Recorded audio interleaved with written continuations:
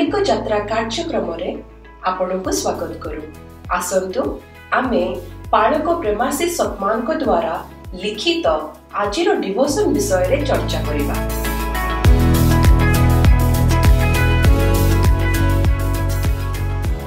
Praise the Lord. Praise the Lord.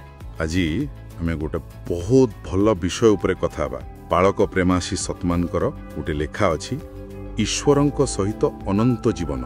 हाँ, बहुत सुंदर लेखा। आमे तार गोटे अंश को नहीं टिके गभीर भावे देखिबा वास्तव प्रेमर उन्मोचन। अच्छा, खास करी लेखार मूल प्रश्न जहा उठिछि परमेश्वर जीशु को काहे की पठेले, तांको प्रेम पछरे कोन थिला।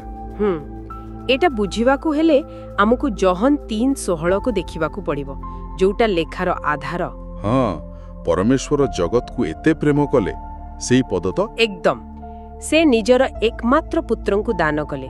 किंतु कथाटा हेउछि लेखक एइठु आगकू जाई प्रेम आउ अनंत जीवनर जो अर्थ देउछंती सेटा बहुत गभीर। सेटा टिके बुझांतु। माने अनंत जीवन कहिले आमे साधारणत भाबु मला परे स्वर्ग जीवा। हाँ, सेइथि ही लेखक गोटे अलगा दृष्टि दउछंती। से जोहान 17:3 को कोट करूछंती। अच्छा, कोन कहूछि से पद? एकमात्र सत्य ईश्वर जे तुम्भे तुम्भको ओ तुम्भर प्रेरित जीशु ख्रीष्टंकु जानिबा अनंत जीवन अटे। ओहो, ताहले एटा भविष्यतर कथा नय ना, एटा वर्तमानर कथा। एबे एही मुहूर्तरे परमेश्वरंकु जानिबा तांक संगरे गोटे व्यक्तिगत जीवंत संपर्क रखिबा। माने अनंत जीवन गोटे स्थान नहे, गोटे संपर्क। बिल्कुल, सेइटा ही अनंत जीवन जहा एबेठु आरंभ हेउछि। वाह, एटा तो पूरा चिंताधारा बदली देला भलिया कथा। आउ परमेश्वरंक स्वरूप विषय लेखक जा कहउचंती। हाँ, सेटा भी बहुत महत्वपूर्ण। से कहउचंती परमेश्वर केही दूररे थिबा कठोर विचारेपति नहंती जे खाली आम भूल को अपेक्षा करूचंती। ठीक, आमे बेले बेले सेमिति भाबी देउ। किंतु लेखक देखाउचंती से जणे प्रेमी पिता खोला हातरे अपेक्षा करूचंती। से माथ्यू 11:29 रु कहउचंती से किते नम्रशील।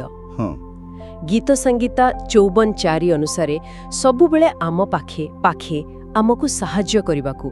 एब्री 8:12 अनुसारे क्षमाशील दयालु। अच्छा, गोटे कथा भाबंतु, लेखक जेमिति कहउचंती किए निजर एकमात्र पिला को आम पई बळी देई दबो, परमेश्वर किंतु ताहा कले। सत्य कथा। एई चिंताटा परमेश्वरंक प्रति जो भय थाए ताकू कमेई दे। निश्चय एहा प्रेम उपरे आधारित गोटे संपर्कर चित्र। तेबे जीशु जे आसिले तांको मृत्युर मुख्य कारण कोन थिला? लेखा अनुसारे खाली आम पाप क्षमा करिवा ना आउ किछि? देखंतु, पाप क्षमा करिबा, आमकु दुख जंत्रणा पाई मरिबा, ए सबु निश्चय सत। किंतु लेखक कहउछंती ताठु बड़ मुख्य उद्देश्य थिला आमकु पुणी परमेश्वरंक सह जोड़िबा। ओ, माने से संपर्कटा ही मूल। हाँ, जेमिति आरोग्य मिलिबा बा किछि समस्यार समाधान हबा, ए सबु फल, किंतु गछटा होउछि सेही संपर्क। अच्छा अच्छा, मूल कथा हेउछि परमेश्वरंकु जानिबा। लेखक जोर देई कहउछंती तांकु चिन्हिबा ठारू उत्तम विषय आउ किछि नाही।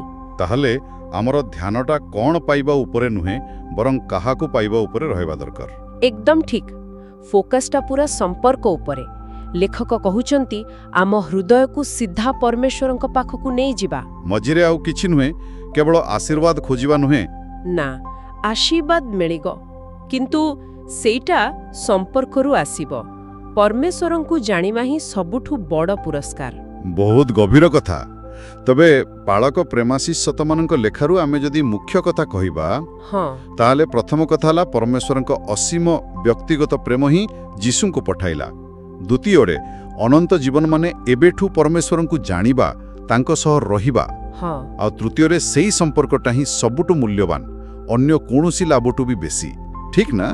बिल्कुल ठीक। एटा आम पाई गोटे बड़ प्रश्न छिड़ा करूछि। केमिति? जदि आम हृदय सीधा परमेश्वरंक आड़कू जिबा कथा, ताहले प्रतिदिन जीवन रे एहा केमिति हबो?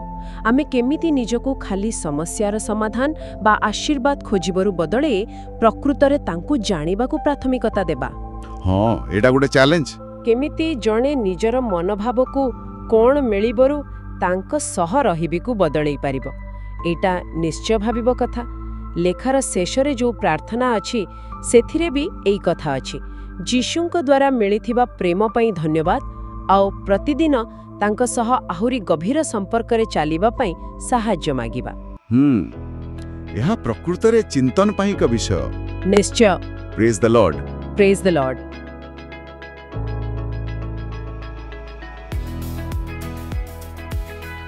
आज आत्मिक यात्रा कार्यक्रम रे जोग देवा पई धन्यवाद। जेउठी आमे प्रतिदिन परमेश्वर को वाक्य आलोचना करूछु।